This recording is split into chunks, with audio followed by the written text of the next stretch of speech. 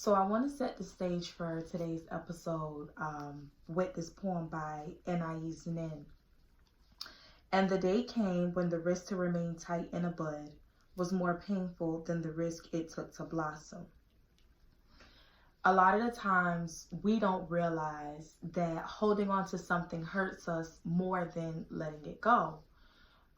We hold on to things for various reasons. It could be something subconsciously we have unresolved.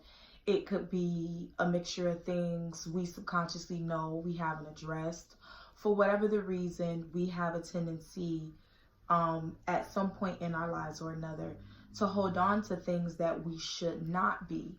And I particularly like this poem because it makes reference to a flower, being that flower is each and every one of us as individual people. And you know how we have this tendency to, instead of grow and flourish and blossom just like a flower does, we have a tendency to stay closed and sheltered because it's comfortable, because we can feel a sense of what we think or probably presume is security, and not realizing by the time we open up or we give ourselves the opportunity to breathe, that's when we start to get that sunshine. That's when we start to get, all of that good oxygen and those things that we really need to flourish. So I particularly like the poem, and I believe it's something I posted on my Instagram because it came for me, or I found this poem at a time that I had really needed it. But anyways, several reasons why we hold on, like I already said. It could be things that we subconsciously are aware of or subconsciously are not aware of. A lot of the things that we may have going on may stem from our childhood, may stem from traumas, may stem from different things. But the most important thing is that we learn how to let go of those negative energies. A lot of those things that cause us that resentment, mistrust, a lot of those things that potentially could yield into health effects. And negative energy has proven to yield health defects. It's a lot of where your state of mind is. Most importantly, a lot of people, for instance, that have cancer will tell you that they believe that they were cured of cancer, and that they believe that they were healed, and that they believe that they were in a different space. And it started in their minds. And this is something that The Secret harkens back to. Once you have these thoughts, you have to start feeling those things. And once you start feeling those things, it starts to manifest into something positive for you. The same way holding on to things can manifest something negative in your life. And a lot of what I try to practice in terms of health is, eating right, drinking the proper things, making sure I'm exercised, making sure my heart works.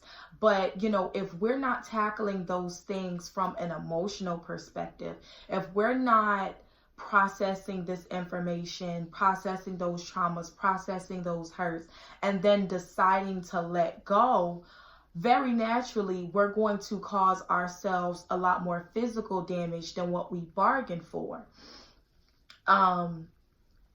I generally like to, once I find out what a problem is, it's like, okay, well, what's the solution? I have this issue in front of me. What is it that I can do? And a lot of the times I try to advise people that time appropriation is everything. Give yourself that time to be appropriately angry about something, to feel that hurt. A lot of the coldest people have a tendency to constantly throw away those emotions at a more often and unhealthy pace than those individuals that process the emotions. Allow yourselves to be angry. Allow yourself to go through whatever it is. But the most important thing is for you to come out of it. You have to be truthful with yourself. You have to say, okay, this is something I'm going through. I have this problem. I have this issue. I'm really upset with whoever it is. I really am allowing this thing to piss me off. And once you start to be honest with yourself, then you can start to chip away at those layers, at those traumas, at that past hurt. You can start to really address those things because you're being absolutely honest with yourself and doing what people say, laying those cards out on the table. And once you've laid those cards out on the table, then you can start to play your hand appropriately. Most importantly, above everything, timing is everything. A lot of the time, more often than not, we sometimes underestimate the time, and sometimes we give ourselves too much time. Go with what feels good to you. If you find yourself in like this very depressive, very somber, just constantly sighing, it could be a sign for you to get out of it. It could be a sign where, wow, it seems like 2 weeks I've just had this dark cloud over me. It could be time for you to shake out of it. You know you better than anyone else does. And if you don't, you got to get to know yourself. But ultimately, give yourself that time, go through those emotions appropriately, displace that anger in a very positive manner, and learn yourself. And then once you learn yourself and learn what your coping mechanism is, whether it's boxing, going to the gym, hanging out with friends, getting a good night's rest, meditation, healthy things, finding a hobby, whatever it is. Once you start to give yourself that time to deal, then you can find whatever it is that you like and you enjoy to appropriately move away from that, because ultimately health is wealth. And if you're not emotionally healthy, that means you're not going to be mentally healthy, and that means you're not going to be physically healthy, no matter how many times you smile in all of these wonderful pictures on Facebook and say you're okay. So in a nutshell, like a fart in the wind, you know how we all, let one off, let it go. Once you pass gas, that smell lingers for a bit, but then guess what? It's gone. That's how we have to do this negative and toxic energy. Let it pass. Just let it pass. Toni Braxton has a song called Let It Flow. Let it flow. And let it flow means taking yourself through those stages of those emotions and feeling those things and then letting it pass on, because you can't hold on to it forever.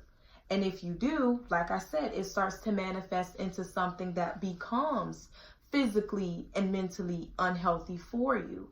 And then you're wondering, wow, I'm saying, I'm doing, I'm trying to be, but for whatever reason, you find that you just can't. But then going back to, like I said, addressing those traumas and those past hurts, you have to first put your cards out on the table, be honest with yourself, and then you can start to work and chip away at those things. But most importantly, once you get to the root of whatever it is, address it, deal with it, and let it fly.